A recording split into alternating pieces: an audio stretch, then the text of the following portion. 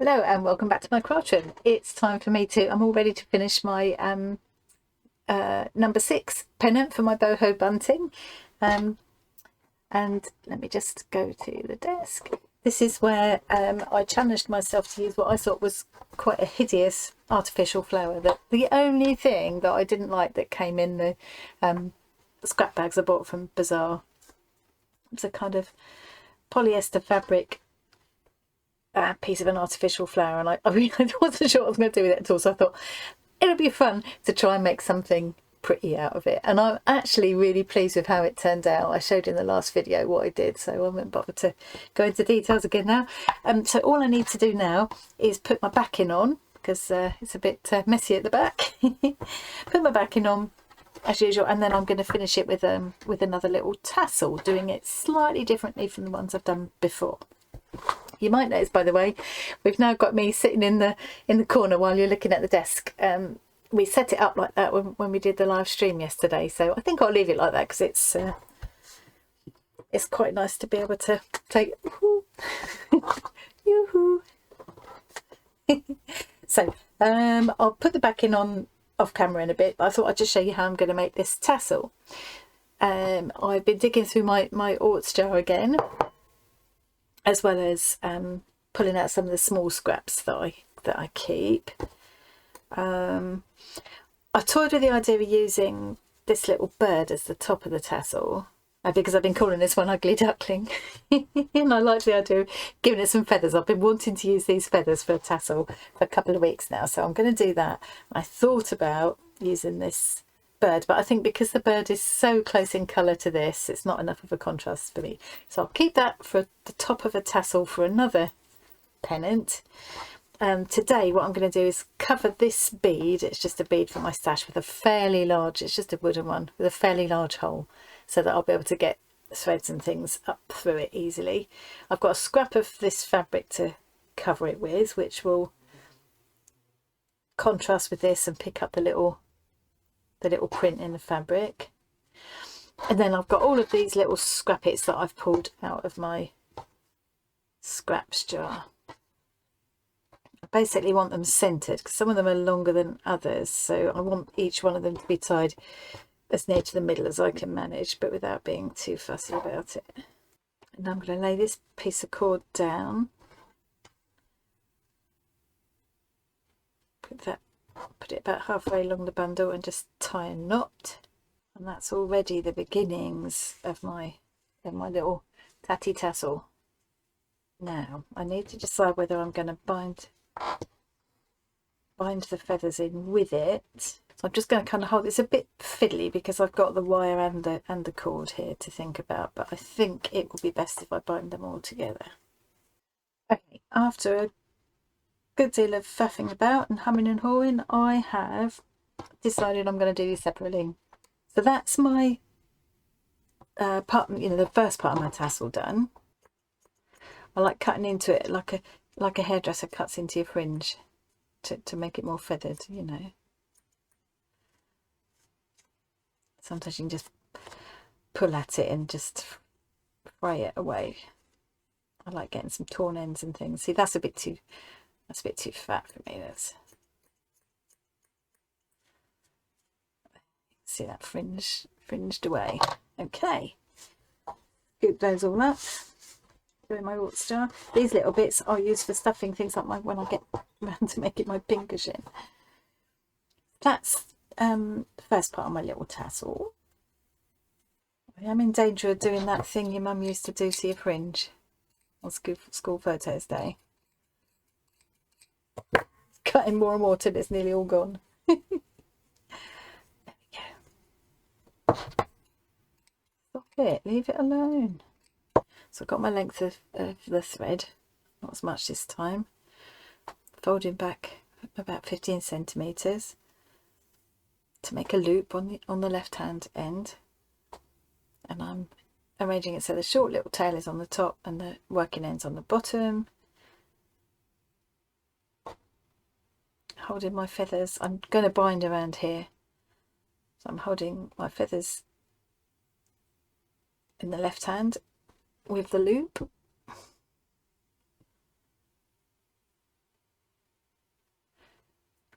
putting my short tail out the way, and then I'm going to bind. I want the short tail to stay over here, and I'm going to wind the long end, the working end, around and around from the right, working towards the left. I want it to be quite tight to hold everything secure, and I want each wrap to be very close to the last wrap. And I'm going to do it perhaps longer than I need because I think it looks quite pretty. Oops. I don't want any gaps between the wraps.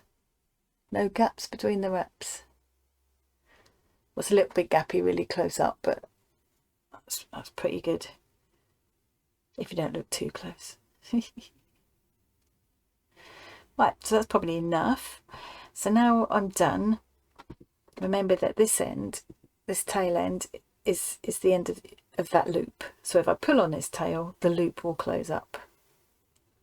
What I need to do is put the end of my working thread down through the loop before I close it up. So I'm going from above and pulling that thread down through the loop. My working end is going down through that loop, and now I can grab hold of the tail and pull on it to close the loop. As it closes, it will catch the long end that I've put through, and as I keep pulling, being really careful, not going too fast, as I keep pulling, you can see, you can probably see from the small camera, now you can see that in the bottom left hand of your screen, you can see that I'm having to hold this out at arm's length. This is why it's sometimes a little bit more, I make it look more awkward than it really is. And then as I pull, you can see it just pulls the end of this one down inside the wraps.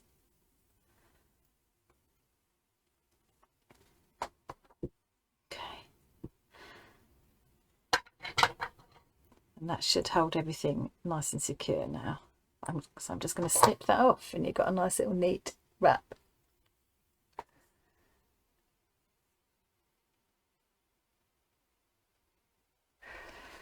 I'm going to leave this end because that might be useful for attaching in a minute, so I'm not going to take that off, although I might end up taking it off. I could do if I wanted to, it would stay put now. So now what I want to do is wrap this bead in this fabric. No, I don't think it's going to work how I wanted it to. I'm going to have to think again because it's going to end up too long. Okay, complete rethink. I'm going to see if I can do something with this feather after all. I quite like the look of it. Just thread it onto there possibly. I'd have to get rid of, cut some of that pink off or do some more binding. But I just had an idea of trying to make it look a little bit like a teeny weeny dream catcher. Let's just give it a go. I'm going to just use my flat nose pliers and just bend this wire. It's quite a heavy wire actually. I've just bent it kind of at a right angle, and what I want to do now is make it into a big loop that will become my dream catcher. Totally making this up as I go along. Actually, I've got some bail pliers here. I'm going to try them. They're brilliant. They've got different size kind of circular formers on them. I don't know what you call them. So I'm wondering if this will help me to make the curve, and they're handling this heavyweight wire quite well. I've only had them recently. You can see every single section on there is a different, will give you a different size wire loop. That's what I got them for jewellery making. That's not bad so far. This is so not what I was going to do. But that's often how it goes around the ring to make it look like a dream catcher, and just hang it over there like that. That could be quite cute, couldn't it? No, I'll just save this one for another time. It won't get wasted. So what I'm going to do now, I need to decide on the colour. I think maybe bring in that purple. Ooh, no, I don't know. Stick with this. I'm going to try and do it a bit like Dorset buttons. Now I've done Dorset buttons fairly recently, so hopefully I'll remember how to do it. Up the loop again. I'm going to leave my short end up there, and it's a pretty short end this time. Oh, wrong way around.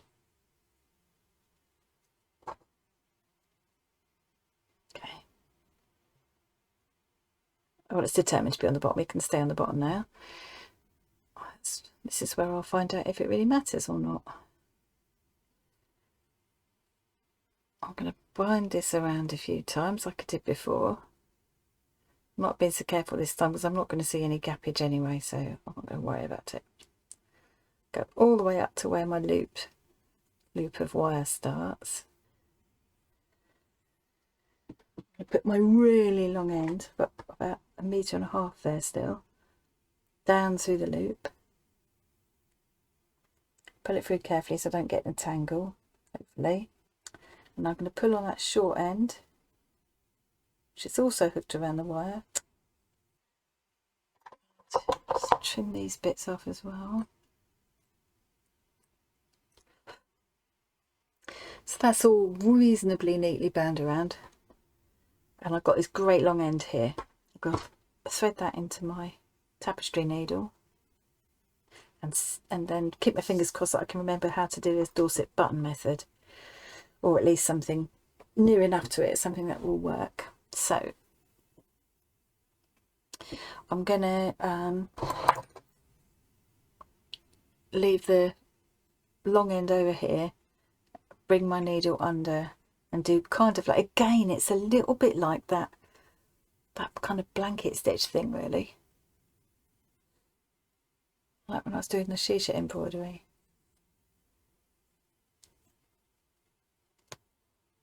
So you're sort of making a loop down here, putting the needle underneath, and then over the loop there.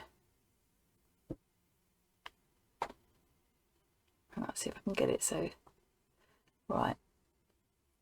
See if I can do this so that you can actually see it.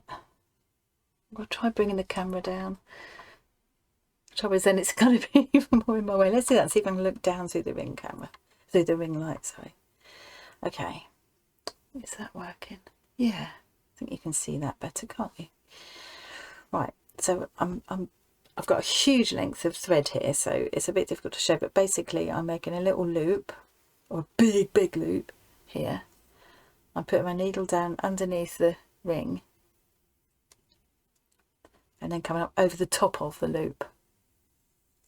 Pulling it all through quite slowly and carefully so I don't get too much of a tangle. That's all wanting to twist up.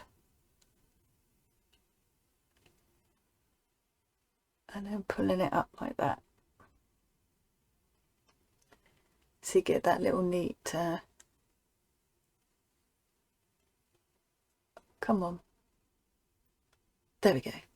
You get that little neat finish. You can see how bad my wrapping is there now. I think I'm tired now. That don't matter. Did it so well on the first one, which I'm not using. I think, you know, the overall impression is going to be fine. So I'll just show you that once more, and then I'll just keep going around, or maybe a couple of times. So I've got a loop, basically a loop here. Hang on. Got a loop. I'm going from top down through the ring and over the loop and pulling it up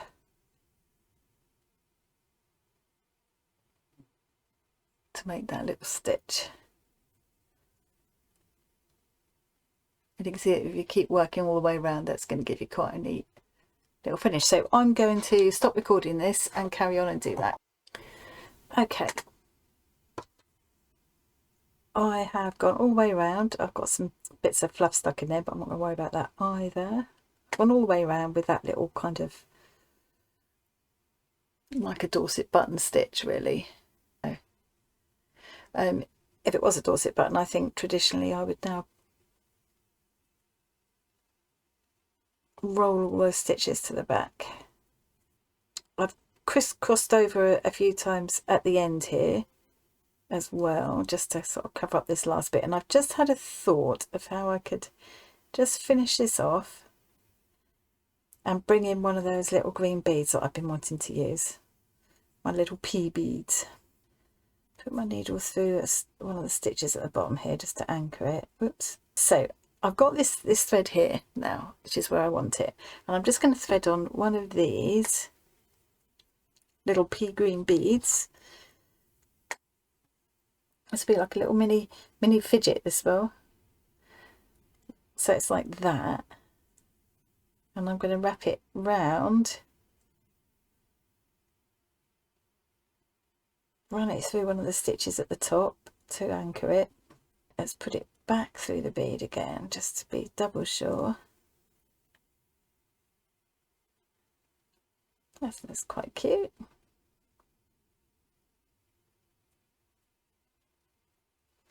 And just randomly run it back down through the stitches at the bottom here. And I'm just thinking I'm going to do a few more wraps around here as well to cover up all that. See, because I've got the thread here. Very unscientific wrapping. Ah, well, it's quite cute. It's definitely unique. Well, you know, it's not the neatest job. Partly because I'm running out of time, I'm in a real rush, and I've just kind of lost my patience with it now.